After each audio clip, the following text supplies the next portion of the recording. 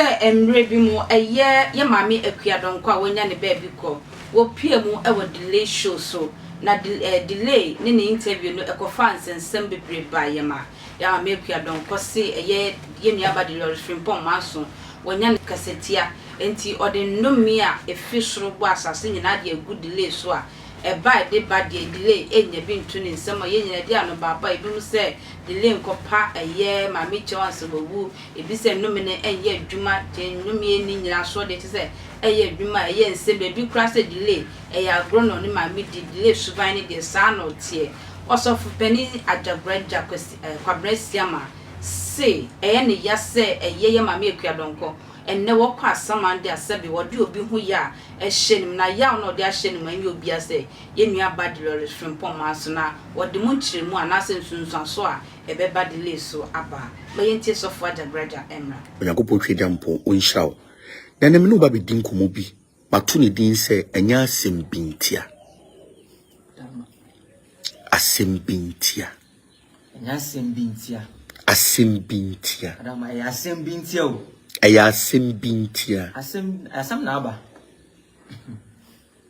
adama asem na bentira asem na bentira asem na aba ansa na mesha asem do be shoot mfo nyankopɔn sa ono tum nyina ne dia Abraham nyame Isaac nyankopɔn Jacob nyankopɔn awade hu mɔbɔ onyu fi musuo mu onnomo onkaio sisi ani da nyina kase meditum enyo asoa pati se sia mame Akua Donkor awu na asemia hame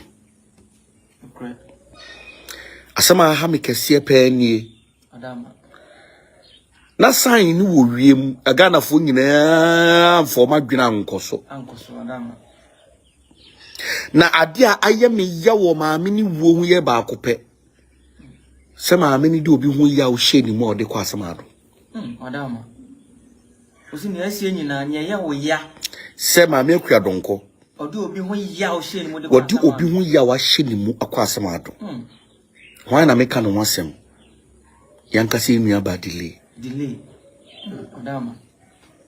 adama enti enye so obi de wo hu ya wo me say me sunsun ni pa na meka asem adama ami delay adama me nimuda I'm respectful me boo because you have been a great inspiration for the youth but me sraw mami delay so be tie me a patwanya by force so be tie me mami delay me sraw fa baby wate bia na wa ho bambo dada no problem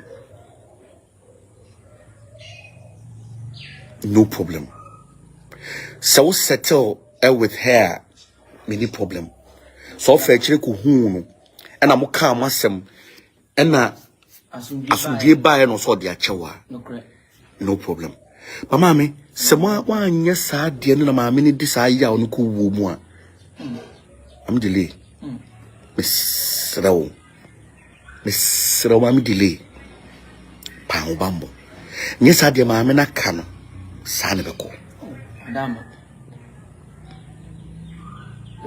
they settled na me ni hobi nti me de beka as a spiritualist and a maker na me to no sebi producer with my yamade o baba ben ma ka chem so pamacho be ka cho se me dia cho so na me fanche sanity madam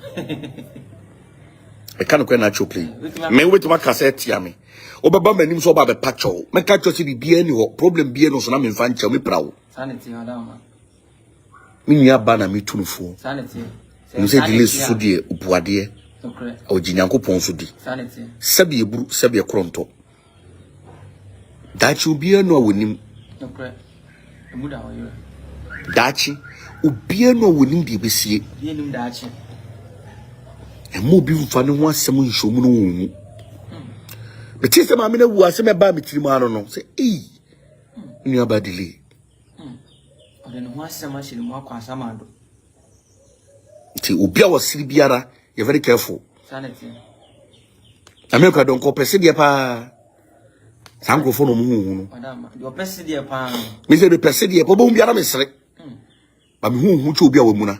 Sanity. Cause me proud, but I won't be proud. Said the woman, the one who you want to Sanity. There was the only Sanity. And then me Canada. Kana kwabna. Tino me front to mano. Tuesday be am front to ma anopano. And my money more 12 me year go. Okay. It's me slamu. All said and being done. I mean can't send back control. Bibi will reassess my way. Madam, if you ask my way, Bibi will no piano na mo kwa. there be. Because say me kira mu say political season ye do. Madam, usunsuma emra do betwa so. Madam, waka. But kasa asem na kira mu several times. Several times, Madam, waka sa. Political season no. Madam, usunsumu emra.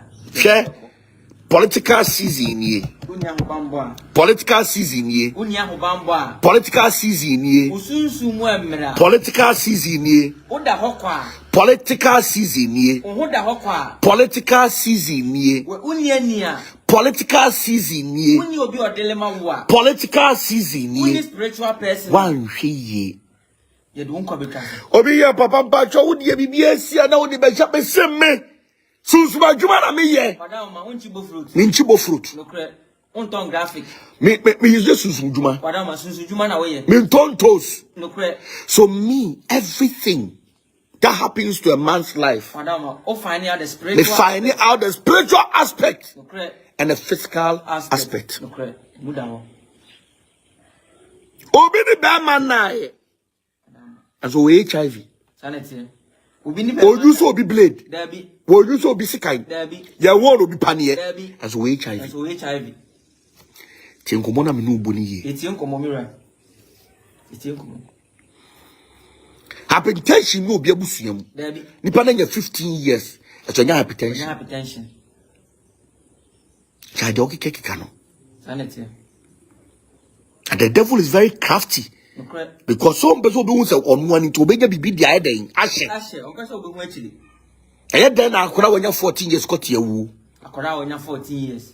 Eye den na akora wanya 26 years yade pipe atuli kotem. 26 years small boy madam. Eye den na akora wanya 23 years or so of fibroid. You multiple fibroids from here. 23 years. Are you mad? Oka se wi ase da ho kwa on. 23 years. O say normal. Rita. Oka se wi ase da ho kwa on. O say normal. Oka se wi ase da uni sa kwa on. O say hwi nim. Oka se wi ase da yo dia on. O say hwi. Oka se wi ase da bi ndili on. O say da ho kwa. Asem de anodin. Ye nua ba delay. Sesi akra eti asem. Ekwe ntwa na mbeso nlebi.